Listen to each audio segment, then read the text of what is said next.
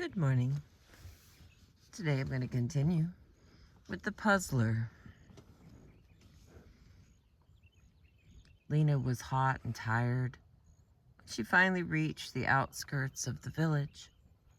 Since she knew no one in the crowded little town, she decided to sit in the central square and rest while she considered what to do next. As Lena sat staring at the people, busily going from one place to the next, a woman carrying a basket of apples approached her. "Where are you from, my dear?" she asked. "I have not seen you in this village before." As she looked up to answer the woman, Lena began to cry. "Oh, how I wish I could answer your question," she replied. "All I know is that my name is Lena, and I have been traveling for several weeks on the road that led me into your village.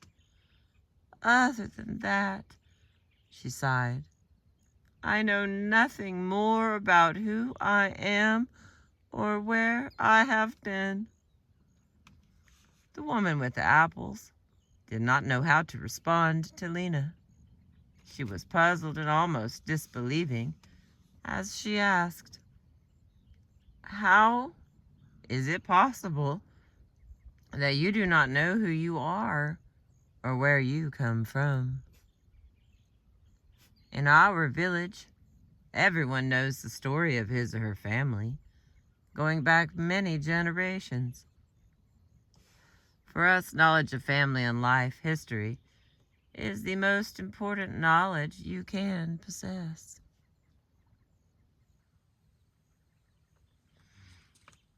Lena had no answer for the woman's question.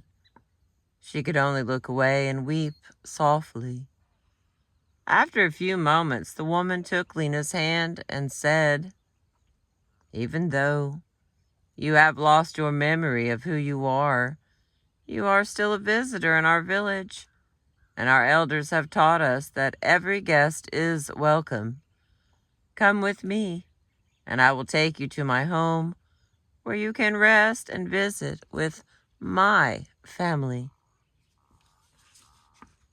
Lena was impressed by the woman's gentle kindness, and she rose to her feet and followed the woman home. The woman's house was large and contained many rooms. The woman and her husband and 3 children lived there. But so did her parents and her 2 brothers and their families. When Lena entered the house, an old woman, whom everyone called Grandmama, looked up from a large pot of stew she was stirring over an open fire. "Come in, child," she called to Lena and her daughter. As the family gathered for the evening meal, Lena once again repeated her lament, but all she knew of her identity was that her name was Lena, and that she had been traveling for many weeks. The old woman looked at her for several minutes before she spoke. "It is a terrible thing to have no knowledge of who you are.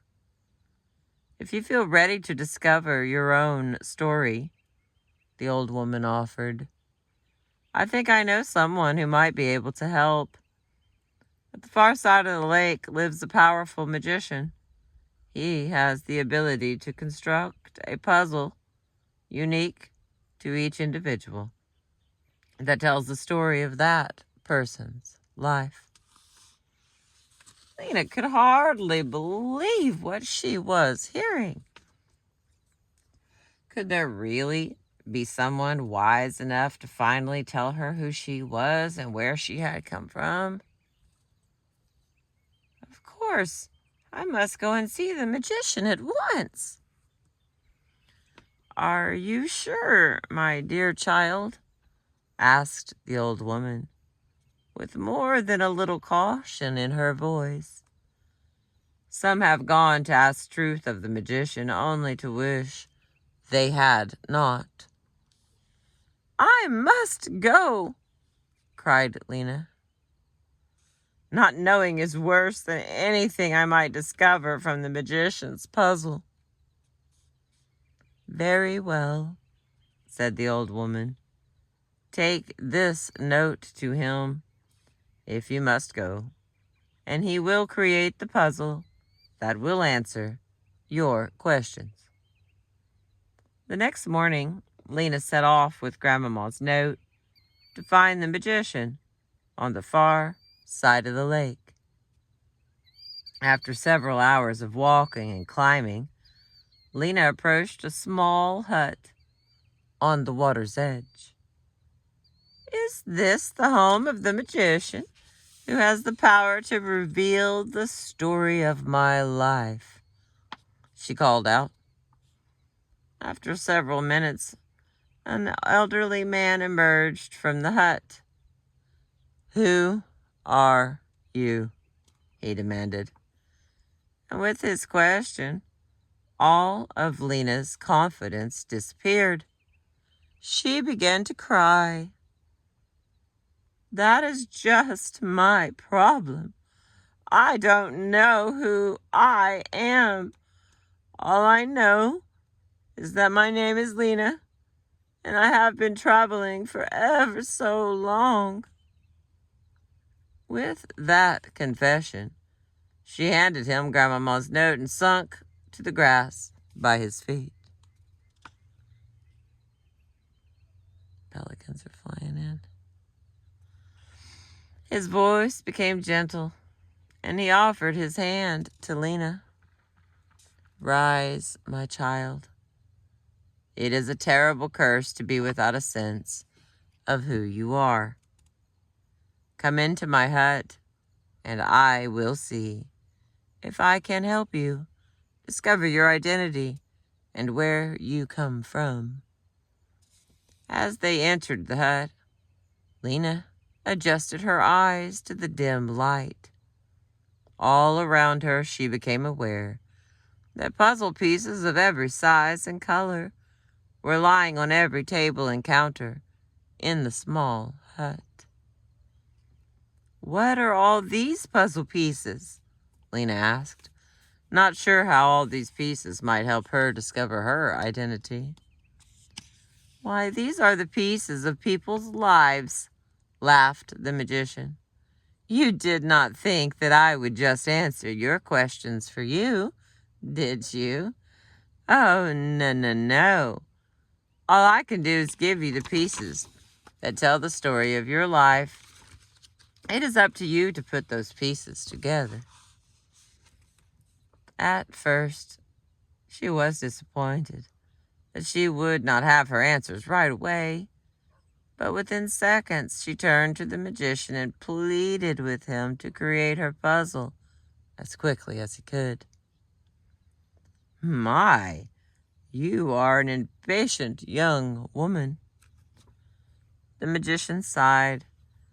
For over the years, he had been asked to construct puzzles for others who had come with the same enthusiasm and eagerness.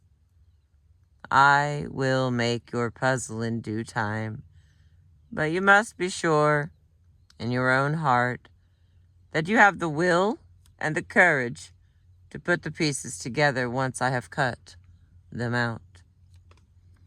"Of course I have the will," declared Lena. "What could be worse than not knowing who you are?"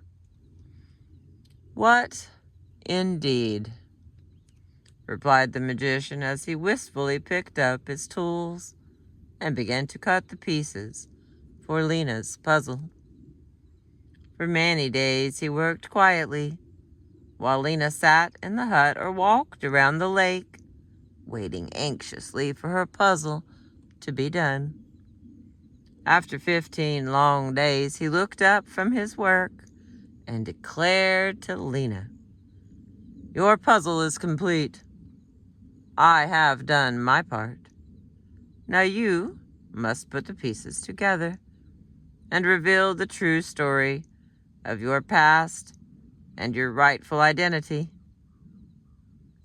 With that solemn offering, he put the pieces in a leather bag and handed them to Lena. May God be with you, my child, and may you find what you seek. Lena could hardly wait to begin the task of putting the puzzle together at last. She thanked the magician for his kindness and his hard work, and headed back to the village to find a quiet place where she might assemble the pieces of her puzzle. She found a small room with just a large table and a bed, and eagerly began to look at all the beautiful pieces the magician had placed in the leather bag. There were hundreds of pieces of all sizes and shapes.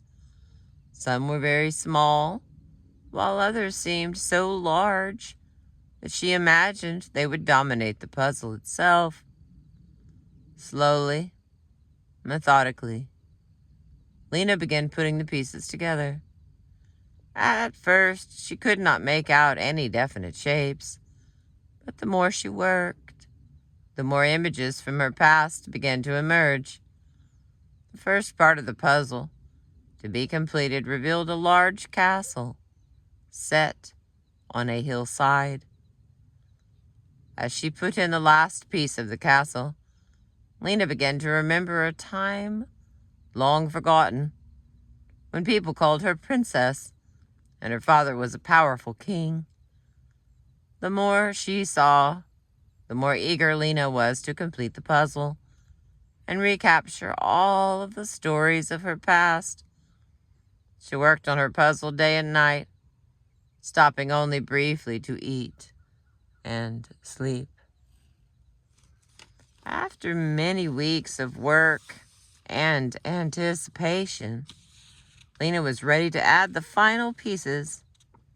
She could hardly wait to see the whole story and know at last who she was and where she had come from. As she placed the last piece, Lena leaned back and stared at her puzzle. A look of horror came over her face.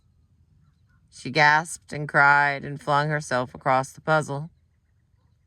The room around her began to swirl and spin, and before she could get up from her chair, Lena lost consciousness. She lay on top of the puzzle for several hours. When she awoke, Lena swept the puzzle pieces into the leather sack the magician had given her and threw the sack into the fire. Lena ran from the room in which she had worked so hard to solve her puzzle and found herself walking at a fast pace on the road leading away from the village. She walked and walked for days. After many weeks of traveling, she stopped at a small village for some rest. She knew no one in the town. She sat in the central square to decide what to do next. After some time, a woman approached her and asked her who she was and where she had come from. All I know is my name is Lena, and I have been traveling for several weeks on the road that led me into your village. Other than that, I know nothing of who I am or where I have been.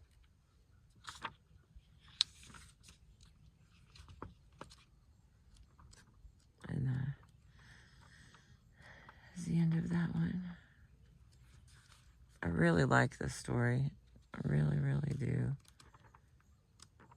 One of the things that I got out of it was that there's always other kind people to help.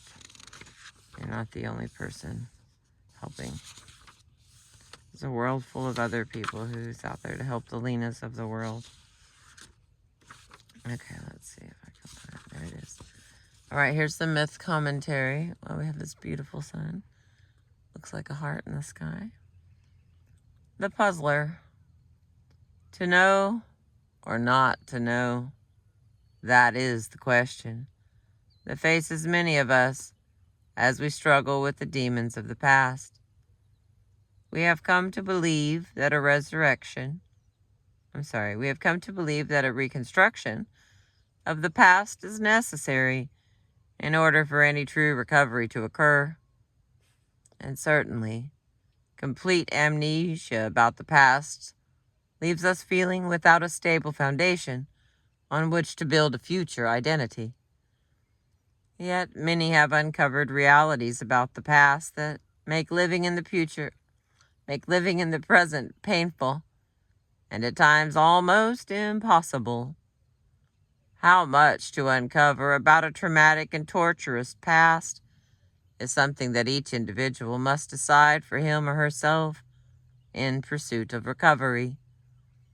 There is no solution that applies universally to all. Rather, the answer lies in the heart of each individual.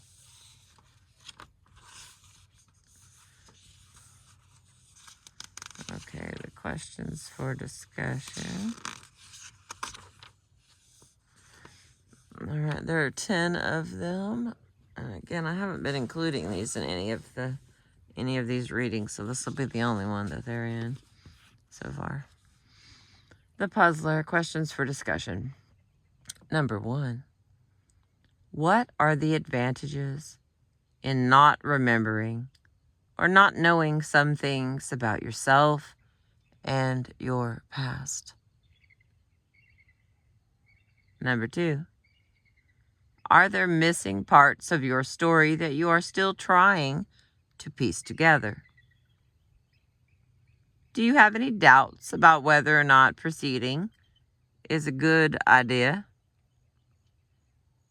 Number 3. What do you think would happen if you saw the entire puzzle all at once, not piece by piece? How might you react?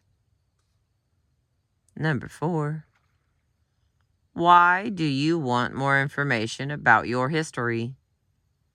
How do you think life will change if you have more knowledge about your past? Number 5. Have you had warnings, either from others or from yourself, that you are treading on dangerous ground?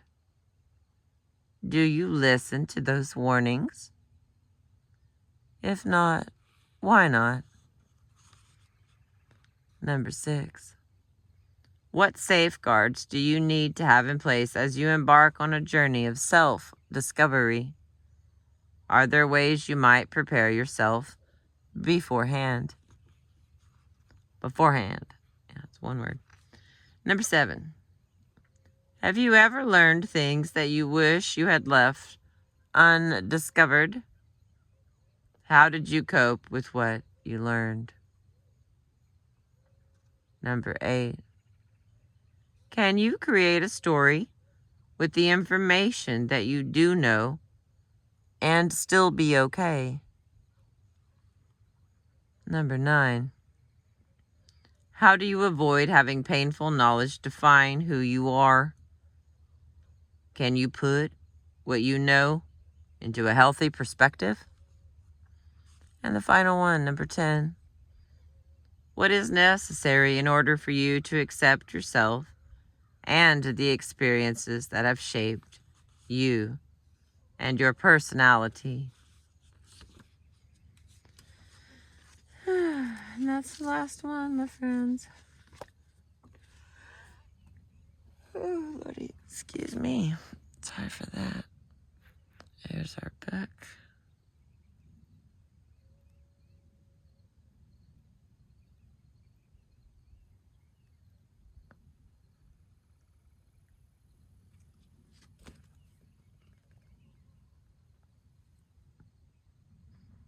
Thank you for being with me today.